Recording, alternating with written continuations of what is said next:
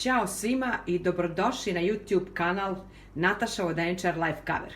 Kao što vidite, večeras ću snimati nešto skroz drugačije od svega što postoji na mom YouTube kanalu. Prosto, eto, došlo mi je da malo budem domaćica, što se kaže. U ovoj izolaciji nema šta drugo da se radi.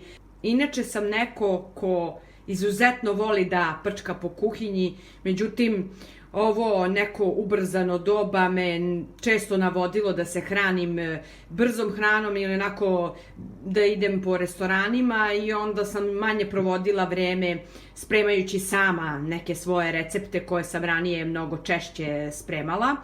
Ali eto, super na neki način dođe ova izolacija što eto možemo da se pozabavimo time da malo se posvetimo i tom delu, da naučimo možda neki novi recept ili da naučimo da kuvamo ako ne znamo da kuvamo. Tako da eto u ovom sad videu želim da vam pokažem jedan recept koji sam ja ranije često pravila. Nije baš nešto što je preterano zdravo, to jest malo onako ima kalorija, ali je preukusno i može se nekad dati sebi oduška za ovakav neki recept. I to je moj ujedno savjet za sve vas koji ne znate šta ćete sa sobom u izolaciji, da eto malo se zanimate i kreirate nešto u vašoj kuhinji. Sad, ovde imamo testenine, ovde piše da su posne.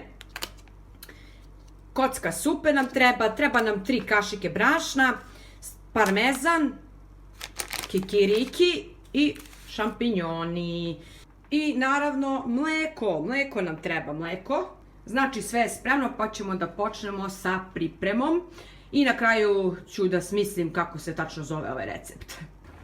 Evo, pristavila sam i dok se testenine krčkaju lagano, stavila sam negde pola kese, otprilike to je negde za 2 osobe, sve zavisi koliko jedete, možda vam treba i više. A dok se to krčka, tu su šampinjoni koji će se dinstati na blagoj vatri.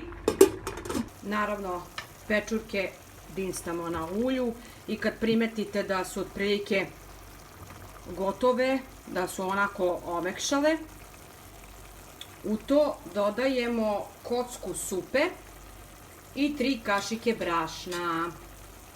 Znači, sad ćemo ovako. Znači, kocka supe i 3 kašike brašna. I to ćemo sad sve promešati.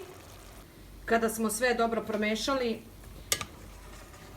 na tihoj vatri, da dobijemo takozvanu zapršku, onda dolivamo mleko. Mleko dolivamo po osjećaju i mešamo odmah da se ne bi zgrudvalo. Mešamo na blagoj vatri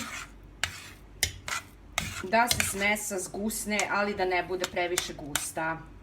I kada smo završili sve, onda na kraju sameljemo kikiriki u super secku. I ta-na-na-na, gotovo. Znači prelili smo preliv preko testenine, posuli smo kikiriki i na kraju parmezan.